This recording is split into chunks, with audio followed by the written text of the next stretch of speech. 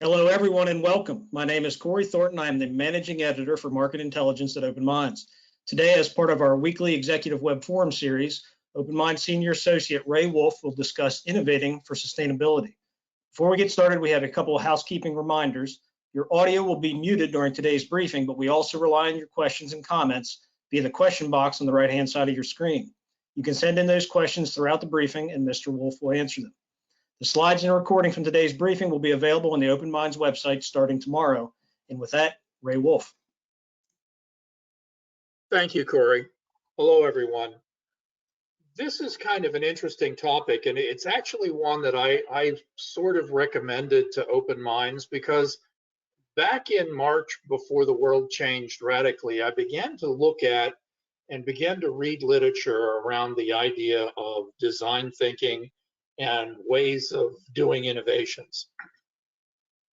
I thought this was important at the time in terms of preparing for the new world of alternative payment systems. And with everything that's occurred, I still see an enormous priority for it. And I see that priority because I think that payment systems will change even more radically in the light of what's happened financially and with budgets. So in that regard, though it seems a little odd, I think that actually planning for innovation rather than dealing with day-to-day affairs and the crises of the moment that we're all facing is probably a wise idea or something that we ought to dedicate at least a little time to. So as I look at this process, I'm thinking to kind of break it down into a few steps. First of all, as I would begin any presentation, is why is this important? Why, on top of everything else that I'm looking at, would this matter? I want to do a little introduction to what design thinking is and how it works, and then walk you through the steps. The value of design thinking for me is it's very structured, and it's reasonably easy to look at the 5 steps of the process and to break them down so that you can see it almost as a golf swing. First off, the beginning of understanding, which is kind of the backstroke, and then exploring and ideating and prototyping, and that really being the contract, and then materializing and testing being the follow through. So in terms of just kind of thinking this process through, I think it's a worthwhile exercise as we kind of move ahead in this day and age. So why innovate? I think that the key boils down to this whole new process of aligned values. The potential of the future I have somewhat laid out on the big black boxes on this screen. And one is dealing with the aftershocks. And the aftershocks are going to be increased suicide attempts. They're going to be isolation impacting alcoholism and opioid addictions. We're going to have aftershocks in terms of caregiver traumas and the issues that will arise from illnesses that have not been addressed in a timely fashion because of the use of hospital time. I think that they will tax us so heavily that the next 2 years will be full of extreme levels of integration, and that we're going to be looking for cost and quality answers to solutions. States are going to be taxed in very significant ways, and the end result is going to be alternative and aligned value payment systems, bundling, all these sorts of approaches that are much more outcome-based and are hopefully more innovative in the way they've been created. The fee-for-service system, I think, has shown us that while our health system is comprehensive, it is not nimble, it is not resilient, and it sure as heck is not fair. The way that fee-for-service and the various forms of insurance have developed our structure really has created a hospital-centric sort of approach to the world that is uncommon across other healthcare systems in the world. When you look at the states over the next several years, we can anticipate budget difficulties. And one of the things about aligned payments that they're going to like is the fact that with a single contract signature, they can eliminate the need for risk. And as they do that, they're going to begin to feel safer in their budgeting processes, while providers are going to see more levels of risk in their own processes. Those kinds of successes at 1 or 2 states are going to increase the number of states who follow that pathway. So we could be looking at a very, very quick turn towards value-based thinking in our system.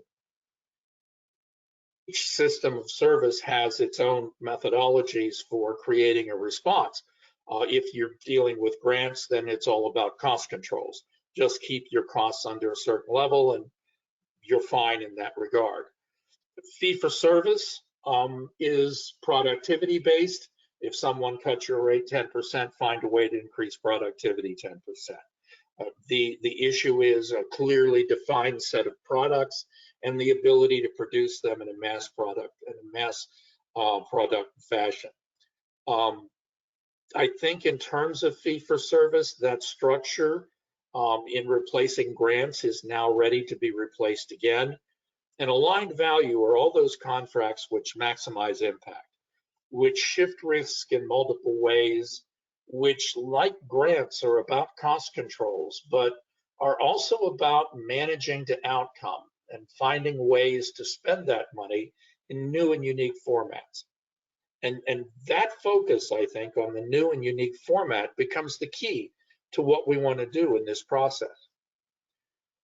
So when you look back at billing codes, the truth is that they are antiquated, overutilized, and fragmented.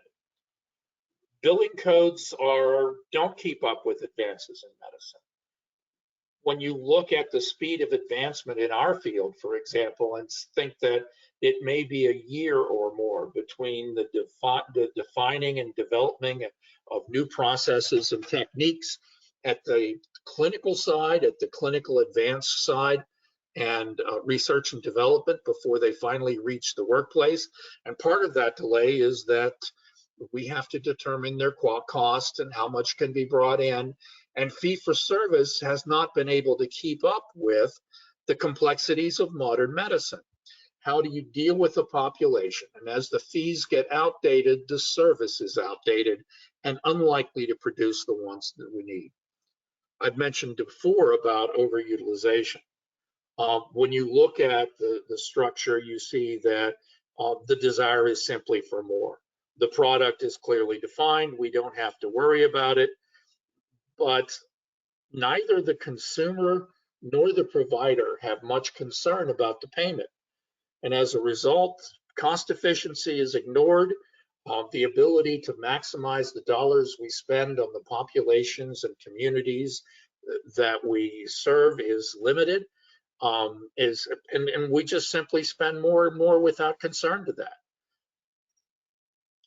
We are incentivized to produce products and not to produce outcomes.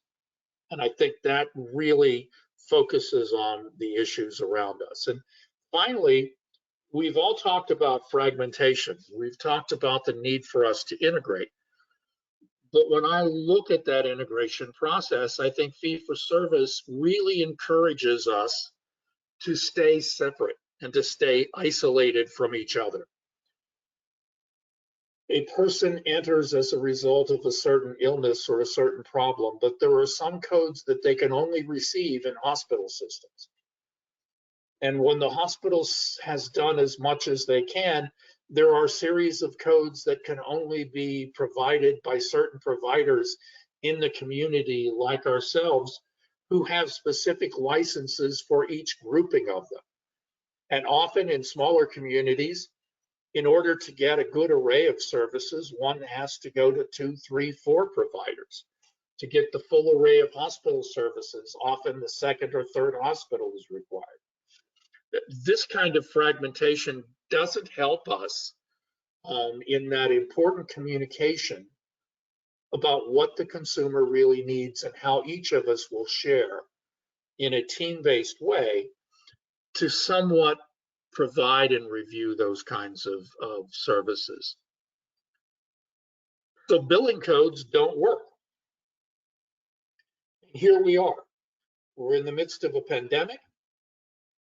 And now we find out that not only do we have to worry about massive financial issues, lack of volume and strange empty spaces where previously we had larger issues, increased expenses and reduced staff in residential areas, and just getting by each day one after another.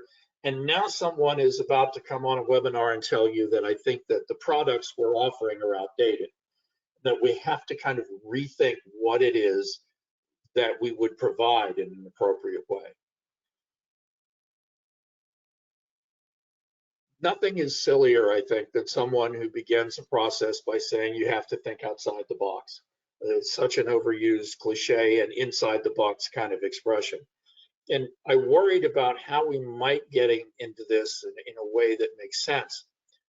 But when I found design thinking and I began to read about it, it seemed to me that it was particularly designed for the kinds of services and the cultural aspects of our own provider networks. And it seems to me it was uniquely designed for our industry and the kinds of thinkings that we have. As a result of that, let me give you a kind of a quick overview of what we have in terms of design thinking and what it really looks like. We know what it needs, what we need to address the issues of value-based reimbursement. We know we need an electronic health record and high-end technology that's going to gather outcomes. We know that we have to contract and relate to other services and build all kinds of contractual structures with payers that are unlike anything we've ever seen before. And we have to have the skill set to do that. Quality improvement systems are absolutely critical, particularly ones that respond very quickly to problems and address them appropriately and find solution. Care coordination is being built across the board in so many of our provider systems. We're hiring and bringing in much higher levels of support and work in place when we're looking at analytics and the development of reporting structures that make sense. And the result of all of that is the creation of data-driven cultures that are really taking the place of some of the grant-based approaches that were so prevalent when I was working in the industry several years ago. But in the light of all of that, and in the light of all of those things still being important, we have to stop and ask, what are the new deliverables? So the purpose of design thinking for me is simply that to make this transition to a new form of payment, we have to not only have a new skill set, we have to have a new mindset, and a mindset that thinks outside of the two-page definition of each service code and the length of time that they're employed, and moves us far more towards structuring programs that make sense to yield the outcomes we desire without any preconception of what the service codes might be that build it. This is where the changes from the 1960s, I think, have been particularly meaningful. Design thinking kind of began in architecture and engineering. It began to make approaches as people began to look for human-centered design and architecture and finding ways that approaches are much, much more focused on buildings that fit the needs of people better than before and were created in unique ways. It kind of shifted to the service sector, the product sector. Around 2008, Tim Brown was kind of a leader in that approach. And from consumer products to services, it has developed over time. Apple, Airbnb, Chime, Uber, Amazon, all use design thinking to create entirely new approaches to their businesses and to create entirely new products. Before Uber, did we really know or think that the taxi cab was outdated, or that the services we might get from an airport to a hotel could be radically different? we've seen what's happened from Amazon, and the older of us can remember when Amazon sold books, and now there's nothing they don't sell, and that the approach to them is developing even more unique ways to deal with the world. So what is it? I think it's just a series of very simple, common sense, kind of trinket forms of facilitation and process that, if linked together in a disciplined and structured way, really yield us towards very innovative solutions for the people that we serve, and use the best talents and the best knowledge and understanding of the people we employ in building it. So it's a structured way to think about creativity. Blessings for guys like me who are so much more logical and financial in their approach to the world, and finally a logical and structured way to actually do a process that might yield a unique and creative response at the other end.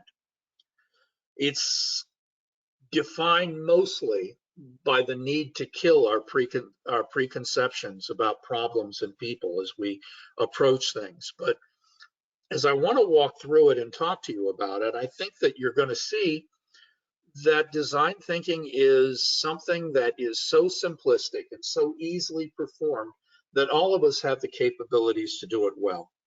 Without any basic training, in March at a provider that I went to and began to talk about a new program they wanted to build, I began to talk to them about the people they serve and ask them questions. And all of a sudden, the room lit up with some of the direct care workers who wanted to contribute and couldn't help but get involved in the process. And suddenly I saw a very unstructured, very undeveloped, very rudimentary and untrained series of questions suddenly begin to yield results. I've tried to do it twice more, and again, very unstructured, very rudimentary, no real training, and I've seen the quality of what we get. So my belief is people in our industry who are such good facilitators and communicators can really begin to use this effectively to create the new kind of products that we need to develop these solutions. So how does it work? And of course, being from Pittsburgh, I had to throw in a quote from Andy Warhol. Being good at business is the most fascinating kind of art. And there is a place where both of those come together. But largely it's 5, and sometimes it's referred to as 6, but generally 5-step process of looking at a problem and empathizing with the people who live in that problem and how they work and live, and understanding them to the highest level, and doing nothing but that until we are ready to redefine the problem in new ways. And then staying with that process through iteration and iteration until we have clearly defined the root causes and the issues that are arising in them. The wild brainstorming and ideation phase that follows that goes through an enormous amount of creativity and upbringing before we finally develop our prototypes and move on to testing. To me, I think in this process flow, if we learn it, it feels a lot to me like the way I learned lean quality systems and how each step was an essential piece of the final result. I think it's particularly aligned with social services for 4 reasons. First and foremost, it's empathy based. It starts with understanding at an emotional and internal level the needs and desires of the people that are being served in the process, and trying to focus outward from that structure. It's nonlinear learner mindset thinking, and it does not follow the structured pathways of engineering and finance as it moves through, as we've been taught to move through those processes. And thirdly, it drives a return on investment because it's really built on a series of very inexpensive interactions. That allows all of us, regardless of our financial situation, to create these kind of projects and answer questions about specific people in our industry. The key to it is the empathy in my mind. And I quoted here from Henry Ford the idea that if there's any one secret, it lies in the ability to get the other person's point of view and see things from his angle as well as your own. The final reason is a little more complex, and if you read the literature about design thinking, what you come across is what they refer to as wicked problems. And wicked problems are the ones that they believe that design thinking was particularly developed to respond to. There are three levels in their mind of problems. And the first is where you know the problem and you know the root cause of the problem, and it's relatively simple because you have both of those facts in hand. Design thinking won't help, but only delay the solution in that case. Known and unknowns are where possible root causes are known. The problem is definitely known, but possible root causes are known, but probably not all of them. And we're not really sure, entering a debate or a discussion, what it is that is the root cause of the impact that we have, or whether we have them all. What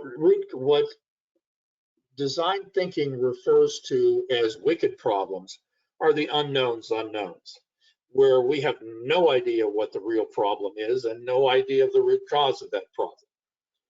We know that a certain grouping of people extensively use an emergency room. They do so even though they don't like hospitals and really don't like emergency rooms. We don't know what the problem is that causes this emergency room visit. We don't know what the root cause of this problem is that causes the visit. And as a result, we're working with an area that is completely foreign to us. Like so many of the issues we face with the people we serve, the complexity of the problem, and the more complex the problem is, it becomes more important to use design thinking as a methodology to address it. So let me stop there. I know that was a very high level overview, but at this point, are there any questions before we proceed? Corey, do we have anything? Yes, we do, Ray. Thank you. Question came in. What about licensure requirements and government audits? Licensure requirements and government audits are specifically designed for certain programs with certain program codes. It is very possible that the VBR methodologies we use in the future will not yield any kind of service code at all, and may not be in any way licensed, and may not be in any way appropriately defined. It's going to become more and more important for us in this environment to understand what evidence-based practices are. But in my own regard, I think of a program that I ran at Pittsburgh Mercy that was completely unlicensed, and it was simply a home for homeless folks who had had heart surgeries and who were used up the entirety of their Medicare and Medicaid service days, and were now still in need of some kind of care because they didn't need to be brought to the streets. There are no service codes associated with the residential building we developed, and therefore there were no regulations. I think that if we want a quality service, we should be focused on the importance of keeping those service codes in mind, and thinking about the regulatory structures, not in terms of how long the curtains are or is the wastebasket appropriately covered if it's over a certain height, but in the sense of what the underlying purposes of those regulatory structures were. And are we living by the true quality that almost has been wrung out of the process by the development of these highly technical regulatory structures that we tend to create?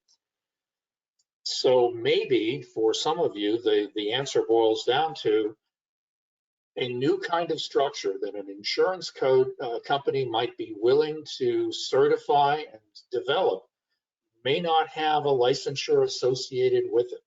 And I know of multiple occasions where right now people are having big impact and are working in very, very happy partnerships with insurers in areas where productivity-based codes do not exist, even though they still use them to try to get a semblance of program cost, really aren't part of the process at all. With that thought, let me move on to the step one in the process. And I think that the real key to this is defined by a quote I found from Einstein: how to solve a problem. Spend 55 minutes thinking about the problem and 5 minutes thinking about the solution. I think that it's really important to know that this step one, the empathize and define, really will develop and will take up a huge portion of the time frame of this process, because everything will flow so easily if we force ourselves to stay focused on these until they are done. Let me walk through those phases. You know you want to create a team, you know you want to create a group that's going to help address this and focus on these issues, and what you need to give to that group is a scope. And it needs to be based on a very observable problem. And very observable and quantifiable really boils down to having, one, a clearly defined population. Where is this problem occurring? With whom? What are their age and demographics characteristics? What's the general size of the group that you serve? How many are they? How many do you really have the ability to impact through the services that you provide? An example of this might be a grouping of very young persons who are suffering from early onset schizophrenia, who have begun to develop paranoias and are now going in and out of the hospital more frequently than before. And we notice that this is creating an enormous cost level as they repeat through hospital systems, and a very heavy expense to the system. And a very, very significant pain to the people involved. If that is a large enough group that we can see an overall benefit, then there might be sufficient money for us to build a new program and still save in the long haul. So step two of defining the scope is clearly about cost. How are providers and insurers impacted? What is the relationship of these costs to the normals? How does the number of hospitalizations in one group or the number of ER visits compare to what you might expect from others in this grouping? And as always, intensity and frequency of utilization become critical. The more intense and acute the nature of the service they receive and the higher frequency of it, the more it should become a target for us during these alignments and periods of saving and developing process. If we know the costs and we think we can reduce it by a certain percentage, it's a very quick financial exercise to get to the threshold amounts that we would need for incentives, to share and determine the percentages with an insurer that we would work with, to aim and budget for a net return. If we know, for example, that $2 million is being wasted, and we think that we could save $1 million of it, we can develop a program for $200,000 or $300,000 that would in fact impact that process going forward. But I want to stress that it's not just the $200,000 or $300,000 program that creates these problems. Often it is simply addition of certain kinds of items or activities to already existing people and processes in ways that are far more efficient and impactful to create the results we want. So we've got the scope, and we start with the data. We've gathered cost, we've gathered utilization, we understand what an insurance company might be willing to share, and we need to bring together a small group. And this is a small group that is going to cause you significant problems. This small group has to have direct experience with the problem from multiple perspectives. And that means in our isolated, fragmented fee-for-service world, we're going to be putting people in a room who have never talked to each other before. We're going to be putting direct care service providers in a room with bean counters from the finance department and with folks from care management and from internal hospital structures that are all going to be seeing the problem in different ways and finding, first of all, in many cases that they don't even have a common language for what they intend to do. It will take time to develop, and that time will be filled not only with light but heat, and we will move from processes as we develop bonding in this group. We'll move from confrontational processes to those that are more appropriate to create the kind of atmosphere and trust associated with creativity. And we're going to get in our way in this because, you know, we have attempted to build database cultures, and we have tried to role model rational and objective leadership, and suddenly someone in the room is being asked, how do you feel? And a direct care worker in that process trying to think through how a person might feel or how they feel as they discuss something, very likely is going to feel threatened and by the nature of it, and is going to try to draw back and be certain of their circumstances, because this is going to feel very, very unknown. Secondly, we have limited administrative time in our industry, far more than other healthcare providers, so we're used to getting things done quickly. We're used to going into a room, spending 30 minutes, getting a desired answer, and leaving the room, or having conversations in the hall. If we take this process seriously and we focus on it, those among us who are looking for speedy responses are going to feel like we're spinning wheels. There are also going to be those who are going to bring preconceptions about people and persons and institutions to this process. You'll never get a hospital to do that. No insurer will agree to this. People don't like that. I remember the first time we were putting together an electronic health record and being told by both in separate conversations, an outpatient supervisor and a case management supervisor, that allowing the sharing of records on the same client wouldn't work because the consumer really didn't want the therapist to know what was in the record, and the therapist really didn't want the consumer to know. And those were real perceptions that folks had. Finally, defining that challenge statement is going to be the last portion of this process. And we look at how might we format and how we would structure it. So working through this is going to be dealing with our own complaints and our own issues. There are three key ways that we would empathize, and these become the first kind of facilitated projects the group would begin. The first is through persona development, and it is shocking how much information you can get for this and how much direct service providers love to contribute. This is an example of three personas that were developed around teenagers and looking at a teenage group that had a specific issue that this company wanted to address. They actually went to the effort in terms of personalizing these personas to create pictures of what they thought people might look like in these. And they began to talk through what the motivations were, what the goals were, what the frustrations were for each of these people.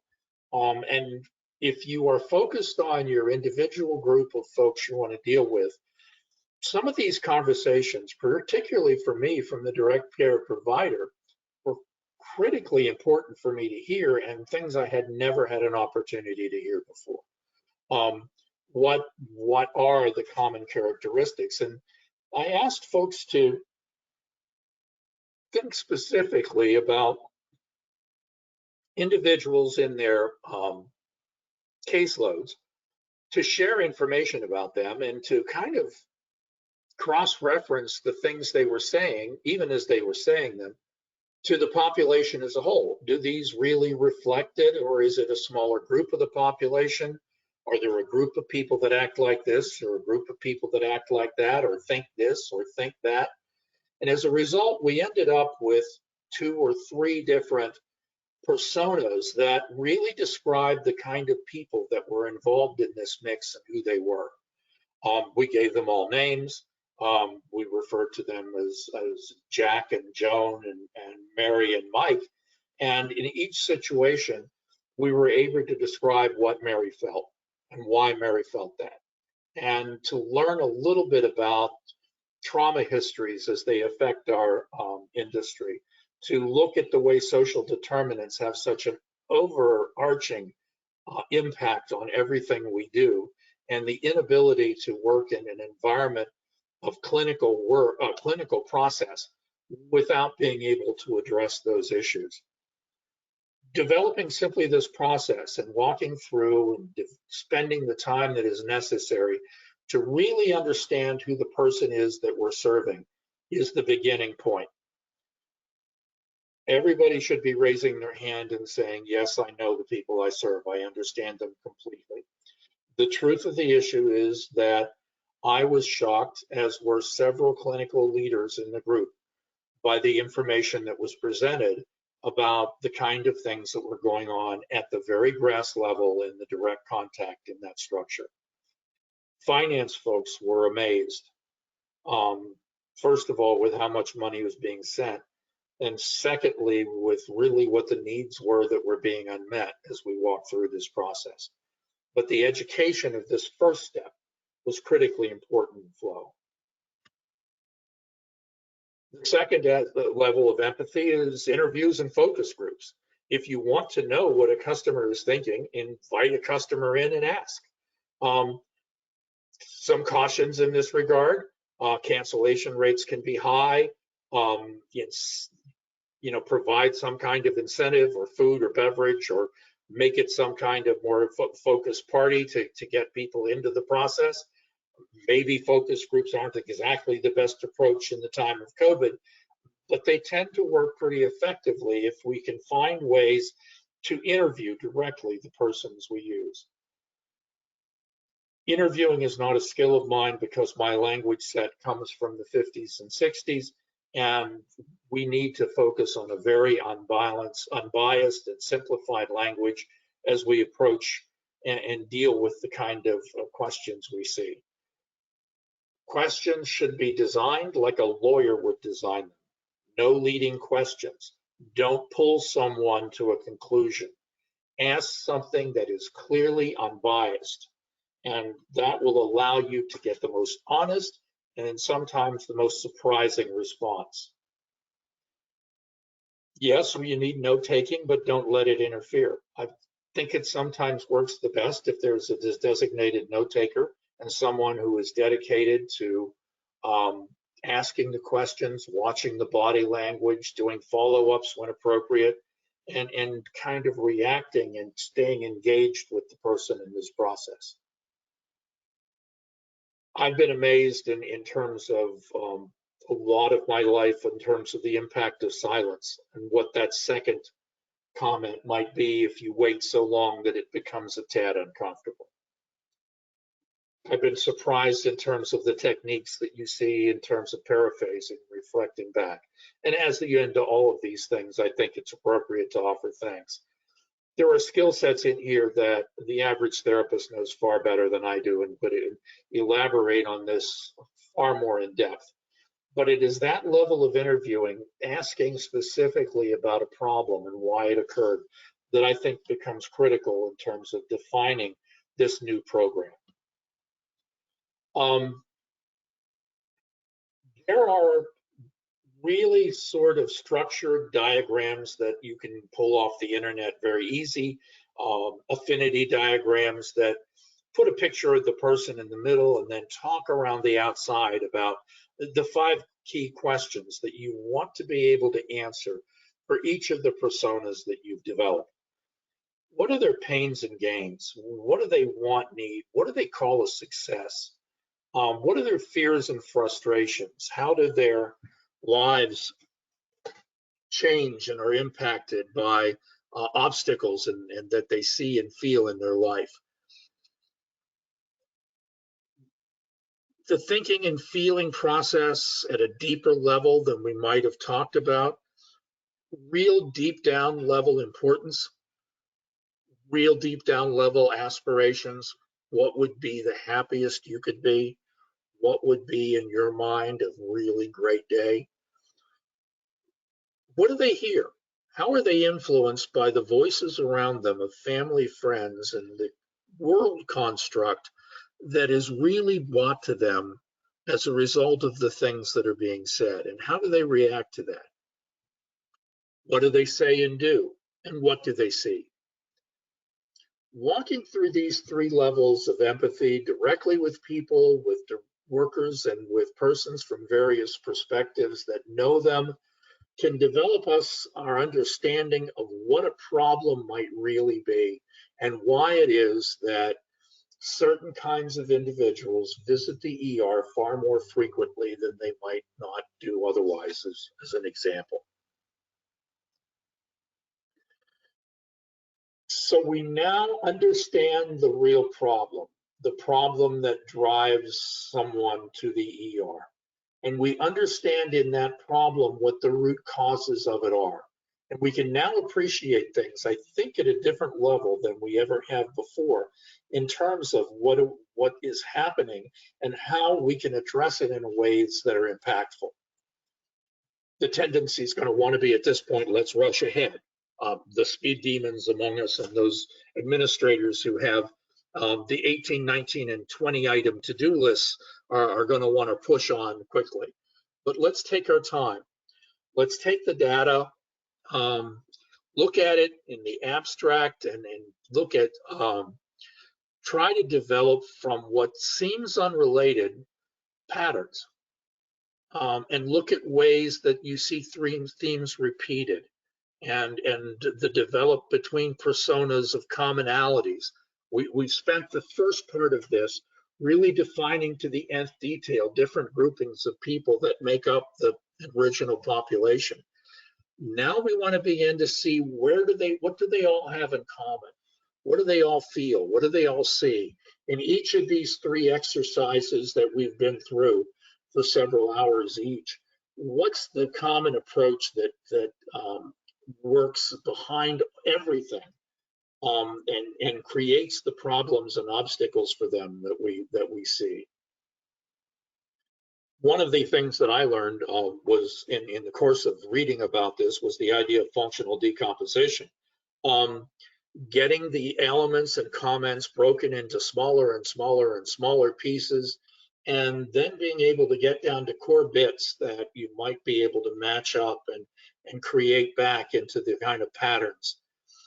One of the ways I like to do that is 5 whys, which is an old quality technique of asking why 5 times, and each time listening to the person say because again and again and again, until about the 4th or 5th time he's asked why, they work themselves down to a true root cause reason of what's occurring. When all of the data is out there and all of it is broken down into this much small, minute elements as possible, and we begin to put it back together and recognize the patterns, we can truly define the problem as we see it and bring some definition to bear. How do you do that? One of the ways that I like, and I kind of created this on my own, so you're not going to find this anywhere out there, and probably you'll find a dozen things better, but it works for me, is that social determinants of health are often the key to the problems that are defined by our group. So I simply created this little graphic that listed housing, networking, environmental factors, medical psychiatric issues, pharmaceuticals, and educational problems. And as I got down to these little data elements, I began to group them up in this matrix. So everywhere you see a black line, there was a place on the other end of that to handwrite some of the key issues that I saw and some of the key issues that had come out of our original discussions as we began to pull this together. As this develops and you begin to take those common patterns and common themes, what I found in this is it kind of leads us naturally back to a pathway where we can say, oh my goodness, it's very clear now that the reason that early onset young men with schizophrenia and paranoia don't end up in the ER more frequently is a medication issue, and there are difficulties if they wait too long in being able to get out to get medication. Once we see or understand that nature of the problem, we can now use the how might we program structure to completely change the initial problem to something more workable. The initial problem, as you remember, was something along how might we reduce ER visits for young men between the ages of 18 and 28 who are suffering from schizophrenia. And now we can get a problem that says, how might we find better ways to assure that persons of this age and structure and particular grouping have good housing and have the pharmaceuticals that they need when they need them? How can we reduce social isolations in ways that assure pharmacy compliance? How does change in self-education impact the process? Or how might we self-educate a person to understand better when refills are needed or when their own feelings have reached a place where those become problematic? It's been helpful to me to use those social determinants as a methodology to create that map, but it's really kind of a creative graphic in the center of a page that, when you put it up, really helps to see what the issues might be and how the problems might develop. So working through this first phase, Corey, let's stop again. Hopefully we have a question. Yes, we do, Ray. Thank you. We have one question. At what point should the insurer be brought into the process? Oh, that's interesting. I would guess that it would depend on your collaboration level with the insurer. If it is still in the phase of the relationship that is defined by you attempting to prove your importance and status to them, and they in the process of determining how you work as a provider, it might be something you'd want to keep them out of until you had a really good defined product near the end. The same might be true with governmental people who might be willing to, who might not have the correct mindset and be willing to kind of pull you off by more discussions about structured elements than you might want to get into. So depending on your relationship, it might be better off to hold them till later.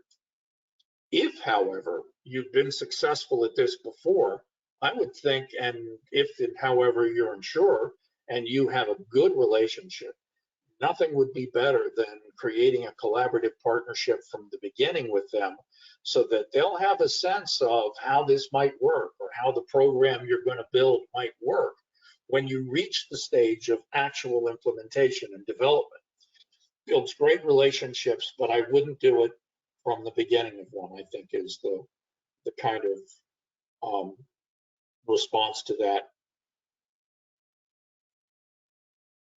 I love this quote from T.S. Eliot, and I'm sorry that I'm kind of drifting in my old age to kind of providing these, but to me, it's sort of a way to keep us focused on the creative side of our mind as we move ahead.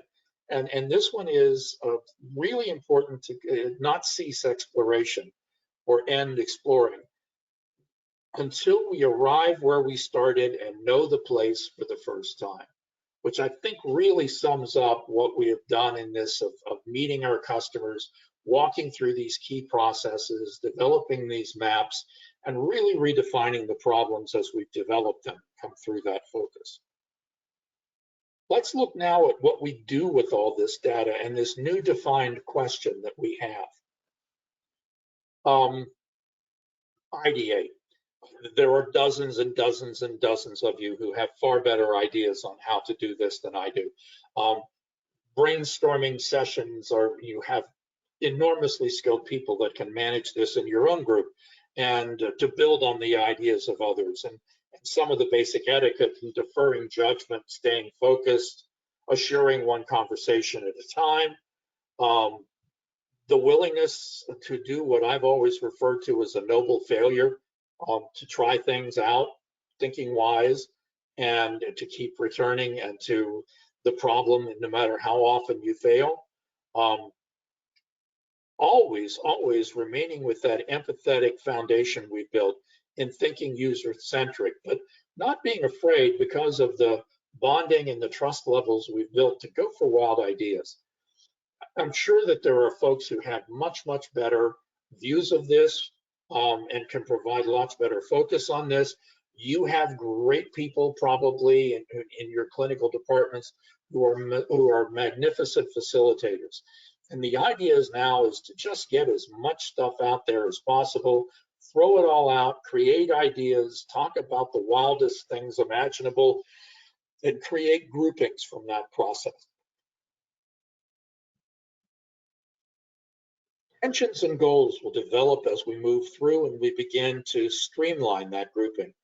Amplify the good ones, focus on them more and more, eliminate the ones that we think are bad. Identify unexpected resources. Sometimes something comes up that we hadn't thought of before that might help us in this approach. Explore the opposites, question everything, analyze, but move us constantly towards better and better answers that don't have any scientific or factual basis, but just begin to feel good. I put out to you the kind of facilitator's toolbox, the idea of brainstorming, brain dumping, which is just grab your little sticky notes and create as many as you want. Reverse brainstorming and mind mapping. Reverse brainstorming is a process by which you start with a problem and begin to describe how you created it, and that helping you lead back to ways that interventions might work. Finally, you begin to become a little bit more structured in your approach. You want to create some benchmarks around where we are now. You want to gap analyze the present level of services you have over what this new product that you're creating is, and you want to think of it through your own strengths and weaknesses, opportunities and threats, to kind of get a map of how you need to change yourself in the flow. Let me take a question in this and talk about mind mapping, because it's one of my favorite things. I learned how to mind map in law school because it was the best way to take notes in a way that you could learn them both from auditory senses, but also from visual senses, to actually see them structured. Start with the topic of the day in the center of the page, maybe draw a picture of it. From there, in a clockwise fashion, I draw big lines out that would be the main topics, and I do little lines off that big line to describe all the detailed events within it. Often I'd add pictures, and in the end, it looked like a huge spider web on the page when you're done. But if you know how to read it, you can pick up a mind map a month after you've done it or 2 months after you've done it and remember enormous detail about the discussion or the event that took place. Mind mapping is a great way to begin a project. You can talk about the planning stage. You can talk about who's going to do what implementations. You can put little lines off of each project that define who has responsibilities and what the timelines are, how those processes will develop. And interestingly enough, mind mapping has been an amazingly popular source of app development. So now there are all kinds of online mind maps and application mind maps that you can develop that give you the capabilities to pick them up from here and drop it over there, to move things from place to place, to draw connection lines between them as you see things. And it becomes a very important way to create what is in truth a very structured outline from something that is visually and graphically very unique. As you leave this process, I think the next step is we begin to look at prototypes. The prototypes often are done in terms of storyboards. One of the cool things about prototypes to the finance guy in me is, oh my goodness, fans, we're doing a prototype and we're not spending any money. This is a great way to inexpensively get that program to the level you want to build it. Start with storyboards. Describe the process flow of an individual walking through the system. develop pictures that match each of the explanations you see below. Assign everyone to a certain persona and have them walk through the process. At the top of the journey map, you'll see the phases of the process and the steps that you would walk through to get there. And below you see a line, which is the emotional reaction of the person to each step. Things that are more fearful and more inclined that you would want to avoid fall to the bottom of that list, and the steps that are higher fall to the top. But I think in this process, you can see where you can really define for an individual persona where they're going to have problems and how you can actually create small steps in the process to bring in a greeter, knowing that the first step into the building will be difficult, and devise these kind of processes to the nth degree as we move down the flow. This is part and parcel of what it involves to build a Skunk Works, that small innovative group that has built us and brought us to this point with very little more than some general guidelines, and has moved us to very small, very fast, very minimal cost development of the final product. The Skunk Works, I think, in this flow is a perfect way to describe it. Skunk Works themselves were developed by Lockheed Martin, and they have their own groupings of etiquette. If you want more interest, you can research that. They're very proud of having developed this, their own particular form of design thinking and how the Skunk Works works. Those of you who might be a little older and those of us who are a little West Virginian kind of take some offense at the word Skunk Works, because Skunk Works originally was a place out in the woods where little Abner and his friends went to visit the still and to have a little moonshine. But what you've done in this process is create what Lockheed Martin would call a Skunk Works.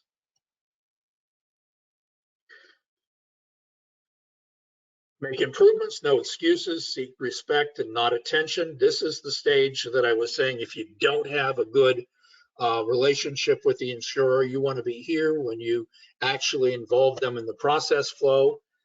And now we're shifting back from the creative side of the brain to the more business side. We're using data and gathering it from every source to double check and pre-test our capabilities. We're using focus groups and reality checking what we have developed and saying, what would you think of this? How might this work for you? Again, there's 6 key elements to success in this process. Does it produce the result intended at a volume that is appropriate financially? Will people play in this at a level that you expect? Is it easy in terms of access? And I would underline this one in terms of the ability for COVID. And is it desirable in terms of other services? Would they prefer this to other approaches that you've taken? Does it have positive customer satisfaction and positive satisfaction from other providers in this process? Does the cost stand where you want it to be? Do staff understand the service and the work involved, and do they know how this can be done? And finally, how many times can you do this in multiple locations? Is it easily replicated once it's built the first time? All of this then begins before you actually break ground or begin to spend any effort. I think in this process, if you follow the flow and follow the structure, the chances for even the most logical nerd brain grouping of us that I consider myself a member of have an opportunity to create some innovative approaches that will affect the people we serve, and to be able to go and propose to an insurance company the sharing of savings around reducing costs in certain areas that not only reduce costs and provide easier and simpler ways for our staff to address the needs of the consumer, but improve the quality of some consumer lives and are designed around things that they feel are valuable to them and that meet their own needs and thoughts. Corey, are there any other questions at this point? Yes, Ray, thank you. We have one more question. How do I gain staff support for this approach? And a second part of that is, how do I free up staff time? The second one's a tough one. The first one's an easy one. I've never been in terms of this process that I haven't seen staff suddenly light up and explode in terms of this flow. The issues you're going to have are going to be with the traditional committee members, those who have worked in processes and are logical and structured and like everything mapped and outlined. Staff, particularly those at the direct line who are so important to contribute to this process, are going to be thrilled you asked and going to have mountains of things to say that you might need. How do you free that up? I don't know. We are so overwhelmed right now and so much difficult times. It's always feels like a Rubik's Cube game of moving one square from here to there and back and forth, trying to cover everything that needs covered. I would simply impress on you the importance of the fact that while we need to deal with the tactical day-to-day issues we face, and yes, I know that they've never been bigger, we have to address the future. We have to be ready to move ahead and deal with things that are future focused. So you might be willing to look at this and say, for every staff person involved through phases 1, 2, 3, or 4, I can see 40 hours of work, and that will cost me this. And that's simply going to be part of the cost of building a new program. I would suggest you take it to the finance person and say, how does this compare to beginning programs that we've already begun without any real clue if they'll be successful, spending money on formats and structures that we just think historically have been okay. The end result of that is that you're probably going to see that these expenses are cheaper and easier to work with. It ain't brain science. It's a simple process. I love the idea that design thinking is so structured, but the steps to it are easy to follow and easy to manage and seem almost particularly designed for people with good communication skills and social structures and understandings of groupthink the way our staff are. If we truly embrace this as an industry, I think it might be amazing the amount of innovative approaches to care we might develop. So with that, thank you for your hour. I very much appreciate it. And as this is my last presentation for the year, I want to thank Mina and Corey and Kathy and all of the team who have been so helpful in getting this in place.